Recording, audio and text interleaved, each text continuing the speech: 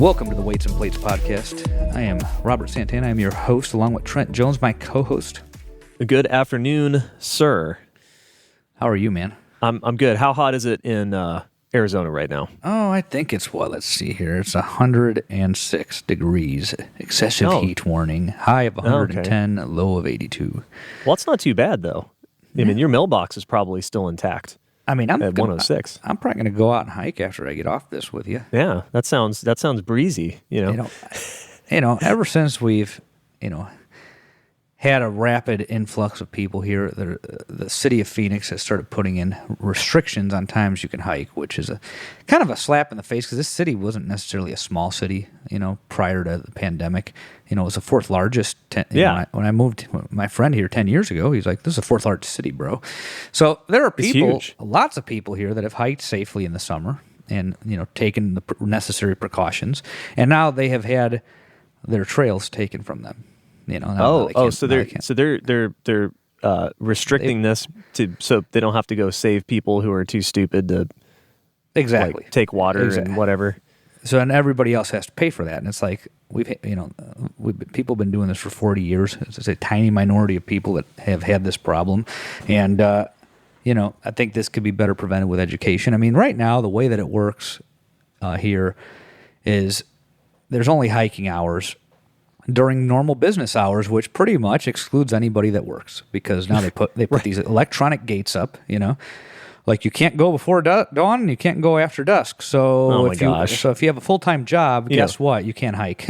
Also, like the coolest times of the day to hike, Exactly. I mean, it's silly. I mean, this is a year-round deal too, and it's really bad in the winter. Like I remember just speeding to get into the gate before it closed because it will open automatically when you leave, but then it has a sign saying you're trespassing. It's like, bro, my God. I pay for this, I pay for this, Oh wow. Well, I've been to the Grand Canyon and there's warnings everywhere. That's like, hey, listen, if you're gonna do if you're gonna hike down in the canyon, and especially if you're gonna attempt the rim to rim trail, like, hey, you can't bring a power bar and a bottle of Gatorade. That's not enough. No, that's how it needs to be. You will die. But they're like, we can't get you. Like, it's too far down. Like, don't expect anybody to get you anytime soon if you get in trouble. At least that's what the signs were, 10 years ago when I went. They're still there, yeah. Well, I've noticed that these federal parks are better than the local ones with that. Yeah. Usually they're. I don't know. I mean, I am a fan of the national park system. That's one of the few things that I enjoy that the federal government has put together. But yeah, they're pretty good about, telling you like, hey, listen, this shit's dangerous out here, and there's really nobody out here to save you. So yeah, do with that what you will. Well, I guess that's. I'm trying to look for a segue here, and I guess I don't think we have one. I don't think we have one today, man. Well, I got a little story, and this is totally related to what we want to talk about today. Okay. So I broke. I fell off my resolution for the year. Finally, it got to me. Yeah, I don't know if you remember what it was, but I had. Go ahead. I had one resolution this year, and that was to floss every day. And I made it to about July. Well, I guess I made it to the last week of June, and then I fell off the wagon.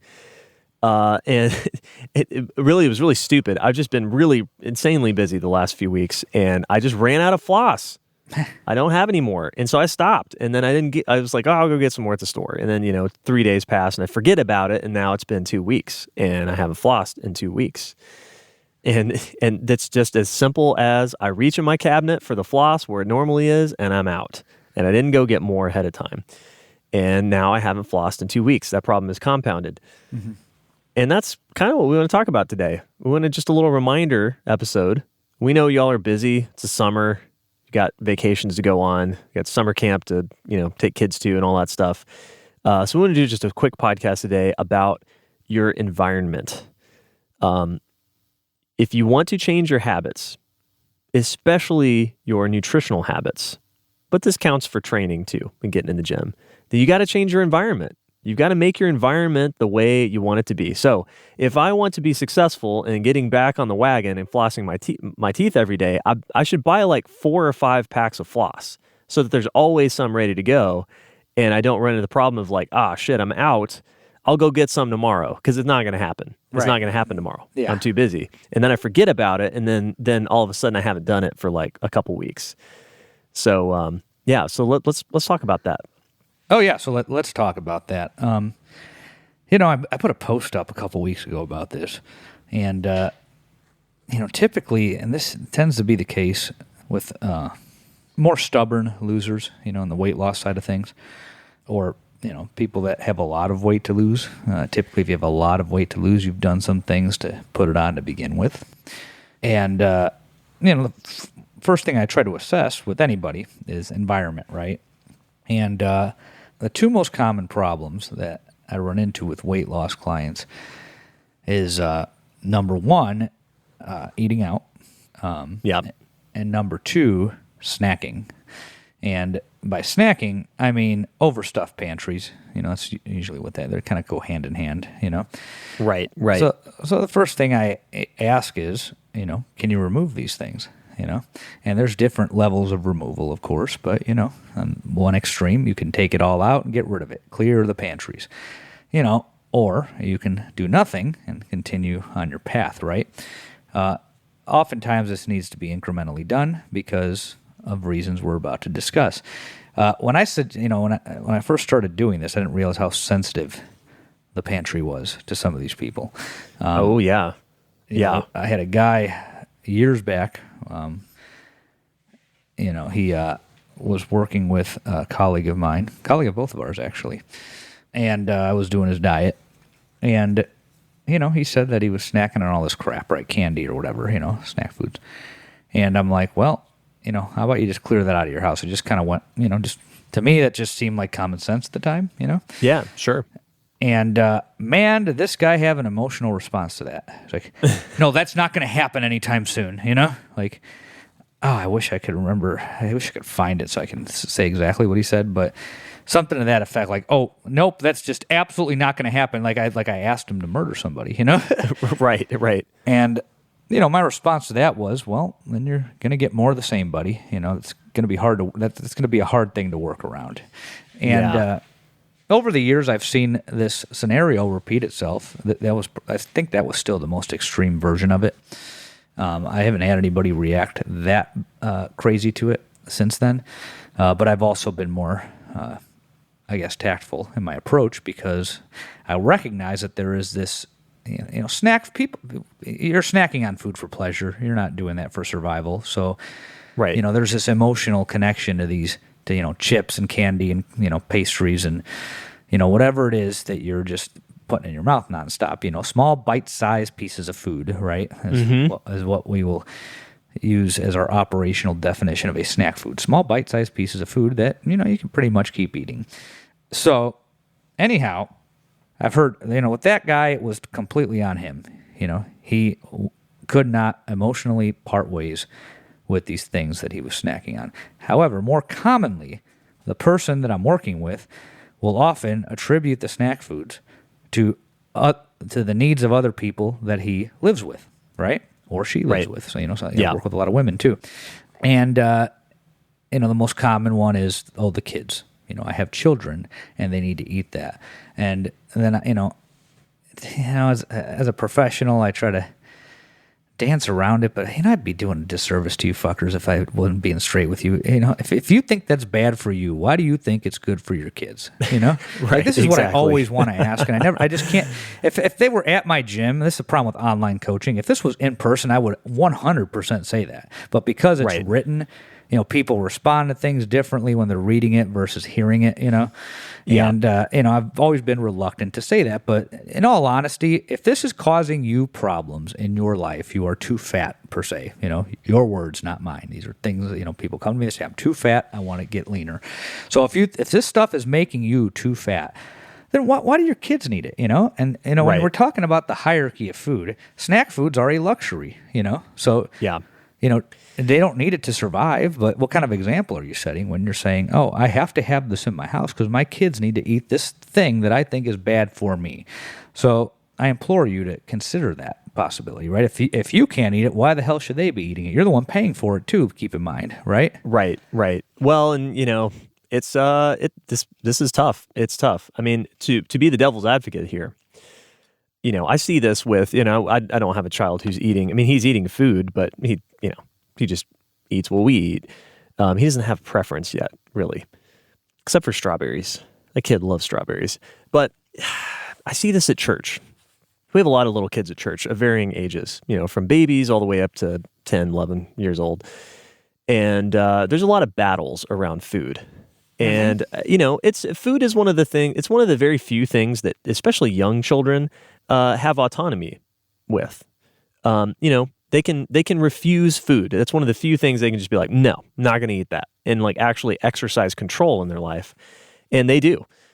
And, sometimes it's, when they get a taste of that, of the hyper palatable snack food, it's hard to come down from that.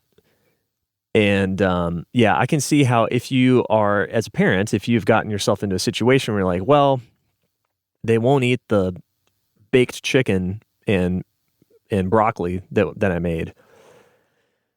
And they haven't eaten anything, they didn't eat anything all day. And now they're cranky because they haven't eaten anything all day, of course. But they'll eat this oatmeal cream pie.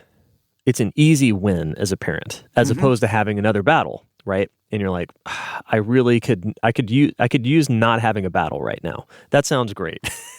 So it's easy to reach for the snack food. And then once that becomes established, then it's like, well, what? Now, why are you taking this away from me now? Now you've got to substitute it with something else. You've got to sub in something that's of value because you're taking away something else that's high value, this snack food treat. So, that's tough. Now, it doesn't change what you just said, though. It doesn't change the reality of the situation, which is like this is not high quality food that you're eating or giving your kids. But I understand. It's a big psychological battle, and it's going to take some hard parenting and some battles to unwind that position. And I think maybe some people are just not ready for that yet. Yeah, I mean that's a whole different rabbit hole. We're not family and marital counselors here. I think that's what they call them. Isn't that what they call them? Family marital counselors. Sure. Something like that. I think that's the right term for it. I don't know. They keep changing the names of these things, but that's not what we do. We're not therapists here. We're not here to tell you how to, run your family. But, I will make suggestions about how you should handle food, and food you're paying for, if you're feeding other people, snack walls are not a need, Tostitos are not a need, Yep. And the reason that I'm so harsh on this is because you're simply not going to get anywhere keeping that in your house. It's like telling an alcoholic they can have vodka on the kitchen counter, and that they can keep vodka in the house. It's just talk to any substance abuse counselor. I took a class on that, so I'm not an authority on that topic, but I took a class on it at the graduate level, and part of it required us to go into AA and experience that, and it was interesting. Look what I do for a living. I needed an elective, and it kind of made sense. I'm like, this seems like an interesting elective, So either way, what I heard time and time again in that course and in the AA meetings was that, you can't be people, places, and things, I think they called it. You cannot be around people that are doing it or places that are doing it, things that are doing that. That's an extreme situation, alcoholism. That's not what we're talking about here. So, it doesn't have to go that far. You don't need to cut people off that eat pizza, That's silly, but you don't need to keep Oreos in your house, the things, like having that around is setting yourself up for failure. And if you're that person that can do it, more power to you, but most people that can do it aren't carrying a bunch of extra weight.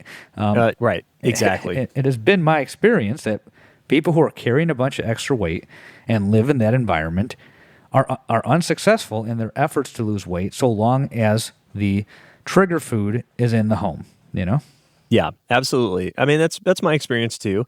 And it kind of, when I think about how we make decisions all day about food, think about the sheer number of decisions you have to make every day with food, right? There's a lot of them, and most of them are subconscious, I think. But there's a whole lot of them. I mean, I'd be interested. It'd be kind of fun to go. Just be exhausting. I don't know if I could do it, but if I could get one of those little clicker things, that they use for counting people coming through a turnstile or whatever. But click every time I think about food or what I'm going to do. Right. Making breakfast, what kind of breakfast, so that's click right there. That's a couple decisions there. Am I going to put blueberries in the oatmeal today? Click, that's another decision. What about maple syrup? Click.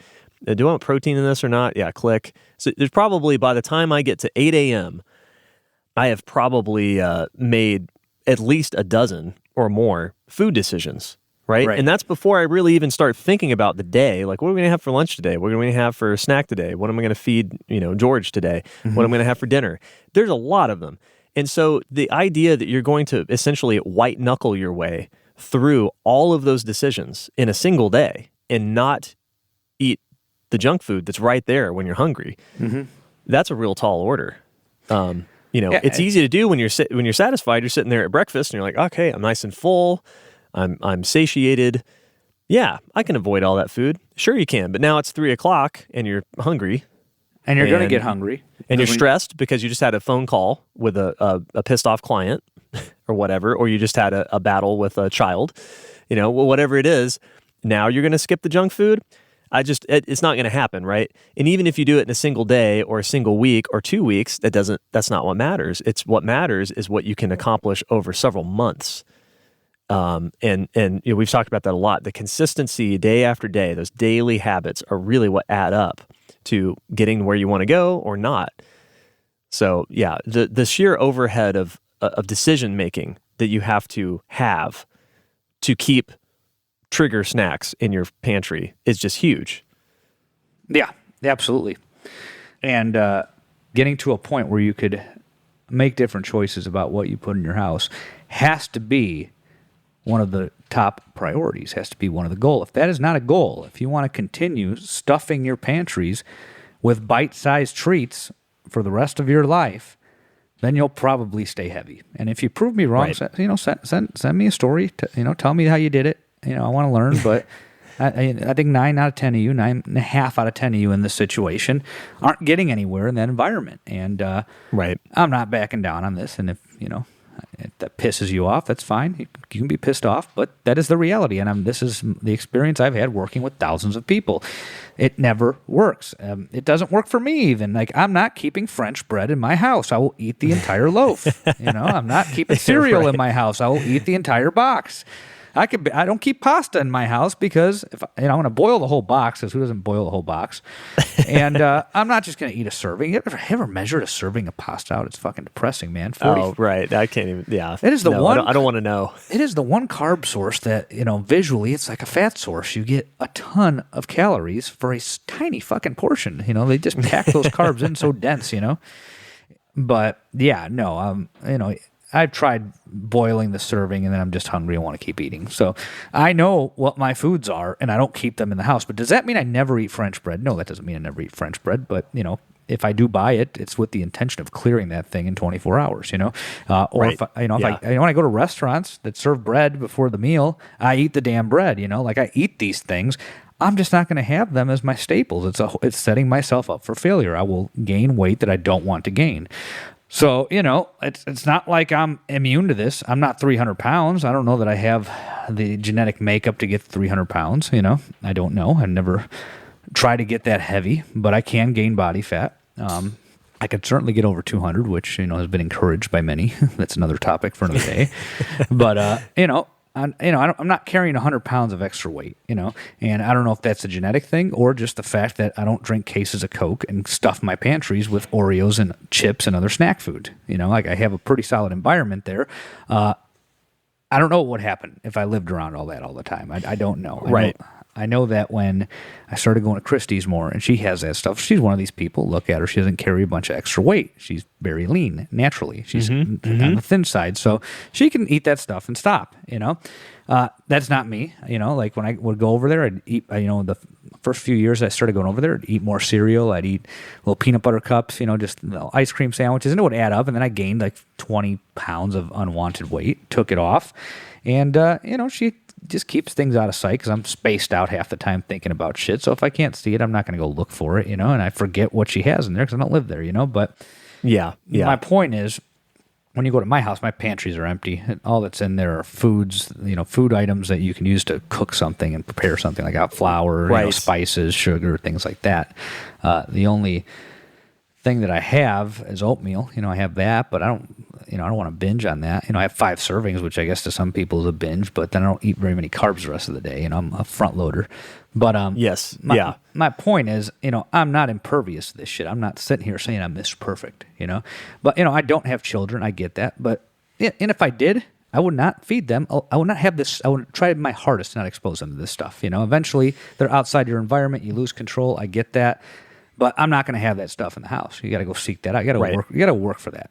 Shit's expensive too. By the way, it's overpriced. Shit. It's crazy. It's crazy. I want to do. Speaking of that, I want to do an episode sometime about '90s food.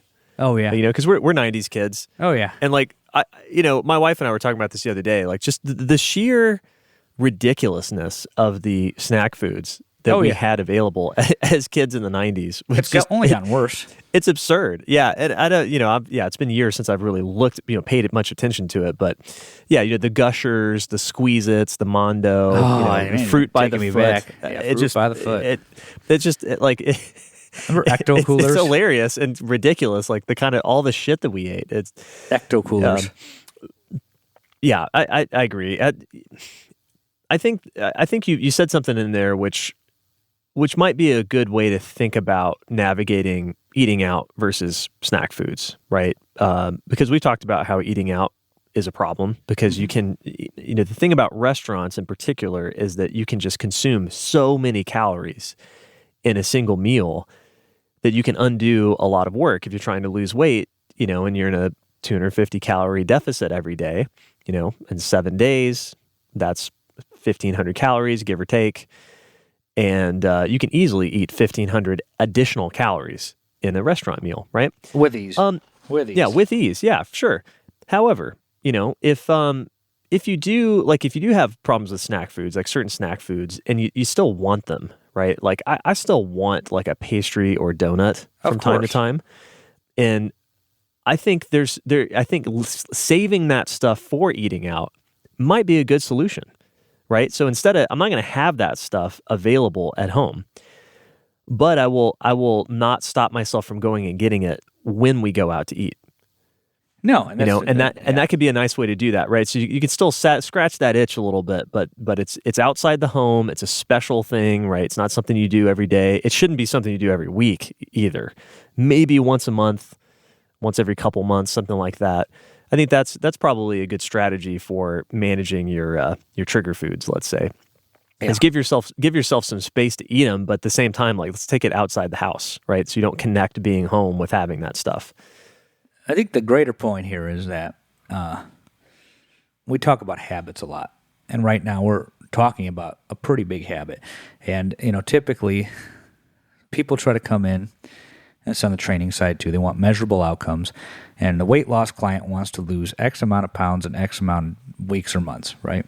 Mm-hmm. And, if you just purely look at that from a physiological standpoint, you have to restrict calories. You got to keep protein high and you have to train. That's the combination. And you want to have enough carbs in there to stave off any performance or muscle loss, which you're going to get some. Most of you are going to have some of that happen, but you're mitigating it by having the maximum amount of carbs that you can have while staying in a deficit and keeping the protein high. So it's simple, right? But, then you get into behavior. So diet itself, the diet part, the biochemistry part, the physiology part, that's pretty straightforward and works reliably well when all variables are controlled. The thing that gets complicated is human behavior and the environment, right? Yeah. And, I use the word habit a lot, but this is, when you're setting goals, there's a reason that you're carrying the extra weight. Sometimes it's as straightforward as, okay, I got pregnant, had a kid, gained a little too much, and now, finished breastfeeding, want to lose weight. And sometimes that goes pretty smoothly, situation like that. Or I was working 24-hour shifts. It was unsustainable. Now I'm back on a normal schedule. I just need to, get my structure back and want some accountability. Again, straightforward situation. But a lot of the time it's, pretty standard lifestyle, nothing out of the ordinary, and lots of snacking, stress eating, and eating out. And when you're in that situation, and you know who you are, you need to, part of your goal setting has to be, I need to shrink down the amount of shit I have in my house. If you don't include that as a goal, you are going to fail. We'll repeat that. If you don't make the conscious decision to set a goal to have less bullshit in your house, you're going to fail. Yeah. You're going to fail. If you don't set a goal to not turn a restaurant, a fine dining establishment, into an all-you-can-eat buffet when you eat out, you're also going to fail. You have to address these areas. You have to make different choices when you go out to eat. And the rest of the day, on the day that you go out to eat, you have to make different choices. The habits have to change, because I can write you a 7-day menu and tell you exactly what to eat. And if you do that for 7 consecutive days, you'll lose body fat. And if you repeat that another 7 days, you lose body fat. Maybe at some point you'll plateau, and I'll take a fraction of that food out, and then you'll start losing again. That is an efficacious method of losing weight. It works in a lab. It works when all variables are controlled. But let's be real. You don't live like that. You're going to eat away from the house. You're going to, some of you are going to stress eat. Some of you have pantry problems. A lot of you have pantry problems. Let's be honest here. So you have to have habit goals. You have to, because if you're just purely setting a weight loss goal and you have all these things in place in your daily life, you're going to fail, because you're not going to lose weight, because you're going to eat 10 Oreos one night and then tell me you only had a couple, and it's going to cause you to gain 3 pounds in a day. Then that's going to stress you out. Then you're going to lose that 3 pounds. Then you're going to stay where you were at baseline for another 4 days.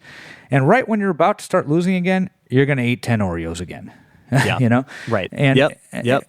You can insert whatever food you like, but that's typically how it goes.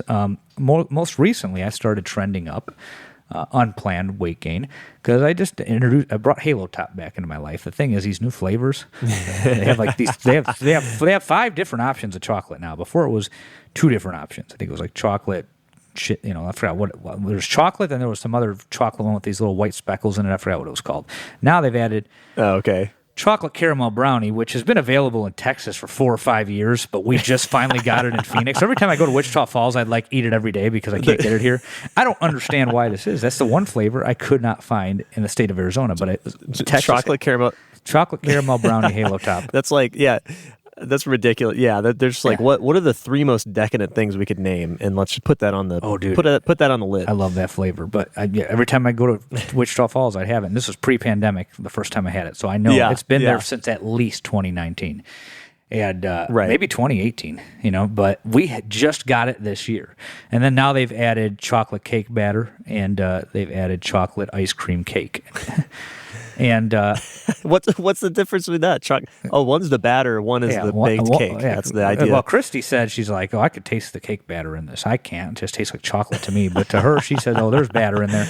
And then the chocolate ice cream cake has little chocolate balls that are in there, little pearls of chocolate that crunchy. Yeah. So so I have a theory about ice cream, by the way. I think there's a reason ice cream is so universally loved by humans, but especially by men. Because I've just noticed, men in particular, are just completely powerless in the face of ice cream, whereas women may choose a different dessert to be powerless in the face of. Sure. I think it's because ice cream is the closest thing to breast milk that you can get. We're going to get some comments about that. It satisfies there's this primordial urge that you just you want the comfort of the breast milk, but pretty quickly in your life it becomes socially unacceptable to drink it. Yeah, obviously. So, but ice cream fulfills that need. It's like a Freudian need for. So why isn't it? We're going to get some good comments about that. So why don't we just drink a gallon of milk a day then? Well, I don't know, but I guess that's the thing, right? So I don't know what the composition of breast milk is, but I think from last time I read about it a while back, it's got more carbs in it. It's probably sweeter. I don't know. Let me know if any of y'all have tasted breast milk out there. Here's a alternative theory that's somewhat supported, but it's not specific to ice cream. But one reason is when you eat something that's high in carbs and I'm mixing up my nutrients. High carb, high fat is just delicious. I'm just going to say that, period. Yeah. But since I brought it up, an aside, if you're eating, what is it, if you alternate between salty and sweet, you can keep eating. You get disinhibition, and you can keep eating because it overrides your satiety signals. Now, I don't know if high carb, high fat does that, but it sure feels like it does. I have to go look that one up. Yeah, I don't know. We buy raw milk around here, which is delicious. That shit is good. It's incredibly good. It tastes amazing. Like I cannot go back to pasteurized milk. But there's something about ice cream in particular that just it gives you that emotional response. Dude, it's sugar, it's fat. Cow's milk doesn't have. It's got that mouth feel, but I'm eating diet ice cream over here, and I can tell you why I don't want to stop eating that, because there's fucking artificial sweeteners in there. And sorry, professional research, meta-analysts, scientific people who say there is no evidence suggesting that. Well, I have anecdotal evidence in my own life, and I will go by that for my own situation. If I have something that's artificially sweetened, I want more of it. But then that same thing applies to sweetened things too, but I think it is a little bit more extreme with the fake sweeteners or the artificial sweeteners. But here's the thing, and this is why there's quote-unquote no evidence. No evidence means no peer-reviewed journal paper. That's what that really means. And, fuck it. My introduction to research. We're going to do a big episode on this at some point. I just have to. We got to get Dr. Bradford back on. But remember, people, absence of evidence is not evidence of absence. Let that sink in. That's not to say believe all the bullshit that you hear. Ask yourself if it passes the smell test, and if it doesn't, you are right to be skeptical. Professional research is done by humans. And when it's done on humans, it compounds the problem, and we'll dive real deep into that. But, I get people I see people on Instagram that get riled up about artificial sweeteners don't make you want to eat sweets. Well, dude, it makes me want to eat more sweets, okay? So I'm going to make my choices based on my experience. And, it's an anecdote, sure, I'm sure that there are people listening that shared a similar anecdote. So what are you supposed to do? Ignore that? Ignore your own experiences? And, well, I'll just continue eating this because there's no peer-reviewed journal that says that it causes this. No, I'm not going to fucking live my life like that, and you shouldn't either. But my whole point is I was eating Halo Top. It's not very high in fat. So the keto ones are. I get the regular ones. It's high in fiber, fairly high in protein, and then it's got some sugar and fake sugar in there. Or I don't know which sweetener they use. Yeah. Maybe stevia. I don't know. I have to get the label and look at it. But either way, I'm like, all right, I'll eat this. I have a taste for it. And then all of a sudden I'm eating it every couple of days. And all of a sudden I'm eating it every day. Then all of a sudden a pint's not enough. And then all of a sudden my weight's going up. And I'm like, oh, well, I got to get this shit out of my house because, sure, it fits the bill in terms of macronutrient profile, fiber, protein, low fat, low-ish fat. Yeah, it's pretty low fat, actually. It fits the bill biochemically, but there's something going on in my brain where I want to just keep downing that shit. So I took it out of the house and I dropped 2 or 3 pounds immediately, Right. And it's just not in my house anymore. And I'll probably eat it again at some point, being mindful that I'm liable to start stocking it again, Right, yeah. And maybe it's something you just need to eat when you go to Wichita Falls. Sometimes I need it, exactly. That chocolate brownie, chocolate. So I tried all 3 of those, and I was cycling between the 3 when I went to this little Halo Top binge, if you want to call it that. Mm-hmm. And I just ended up defaulting back to the chocolate caramel brownie that's been in fucking Wichita Falls and the rest of Texas for the last 5 years, but only got to Phoenix this year. But that's the one. I ended up just buying that one in the end because that is the best chocolate flavor that Halo Top offers. But, I hope you're all hearing this because I do it too, people. And then I just get it out of my damn house. I can't have it in there, Yeah. And that's all there is to it. When my girlfriend's cutting weight, she buys less cereal because that's her thing. Well, there's 2 things. So there's habits that she has to focus on when she's trying to do a show. One of them is not staying up past 10. Because if she's up past 10, she wants to eat. And she doesn't just want to eat, because I eat past 10. I have protein bowl. I don't have this issue that she has. I have different issues with food than she has. She will want to eat the most sugary substance she can get her hands on. Usually it's cereal. She usually defaults to cereal. But she sometimes gets popcorn, which is not very sweet. It's more on the salty side, but high carb, She'll just go for bite-sized carbohydrate sources that, let's be real, people, you typically don't stop eating if given the option, Yeah, right. So, it's a combination of two things. She has to not have it in the house, and she has to try to get to bed at a reasonable hour. The longer it gets past 10, the more likely she is to crush a half box of cereal. Yeah, that's a great point. There's a nutritionist out there somewhere, and I can't remember where I saw this. It was a few years ago, but it was a lady that she said she keeps office hours, or she keeps restaurant hours for her kitchen in the house, and that means restaurant hours for her means that the kitchen is closed between the hours of 2 and 5 p.m. That's right. Nothing's open. And her point was that like no good food decisions are made between those hours. And ever since I've read that, about 3:30 rolls around, and I start getting hungry, and I start thinking about what I want, and it always pops in my head because I'm like, yeah, I think we still have some brownies left over that we made a couple days ago. Yeah, I'm gonna have one of those. And I think about what she said every single time. I'm like, no good food decisions were made between 2 and 5. I'm like, damn it, she's right. Every time it's like, I never want anything that's like, I never think to myself like, I think I'll have some celery with, some hummus on it. Maybe I might eat that at 11 o'clock, but I'm not going to eat that at 3:30. And that's probably one thing. If I was, if I wanted to lose weight, that's one of the things I would do in my house is just 2 to 5. I don't need that energy for me because I'm usually training before noon. So it's not like I need this extra fuel from the food. It's just something to kind of break up the monotony of the day. And so, I would have to do that. And that means that I'd have to just be a little bit hungry for a couple hours before dinner. And that's the last thing I'd say is it's okay. It's okay to be a little hungry. You shouldn't be starving all the time because if you do that, again, you're trying to white knuckle your way through, and it's not going to work. It doesn't, right? Nobody successfully does that. You have to give yourself options. One of the ways that I weaned myself off of these chocolatey sweets, because that tends to be what I go for. When I was younger, it used to be more salt. I don't know, something changed. Now it's more sweet.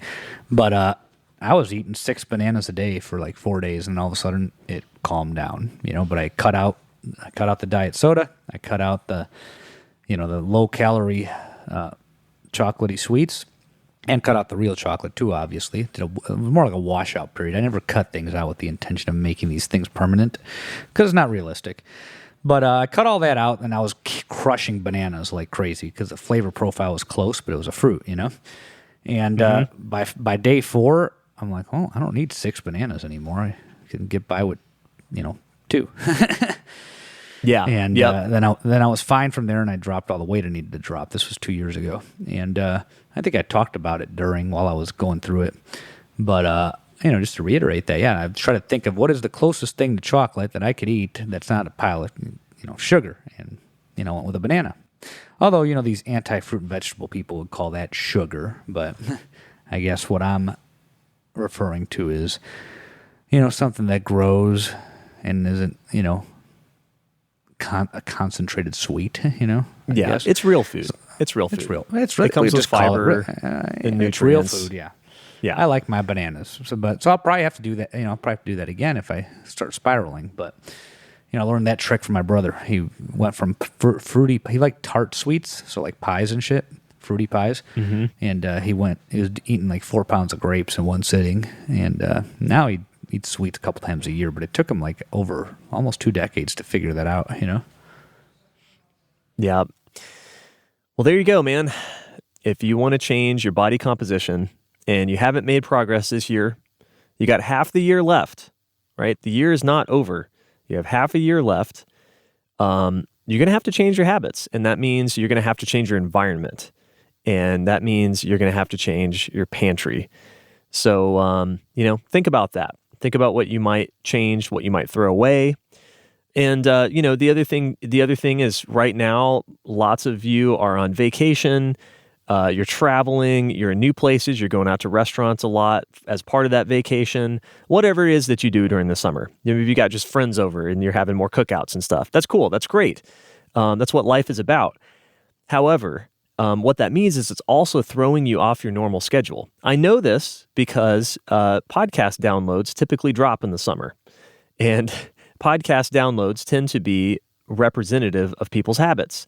It's kind of part of their daily routine, whether they're working, and have some headphones on, or they're commuting or whatever. And podcast downloads drop in the summer, which tells me that people are just off their normal schedules. So that's why we wanted to record this one now, is to remind you. This is nothing we haven't said before, but hopefully this is just a good reminder for you that once you're back and you're back from that vacation, I hope you enjoyed it. Get back to your habits, refocus on them. Maybe you can clean up some things, but if you just continue to kind of let summer vacation be like your normal everyday thing from now until the rest of the summer, you're probably not going to get where you want to go. So, all right, I think I've yammered on enough today. You want to sign off? I think we beat this to hell. If you want to be successful in anything, you have to create an environment for it.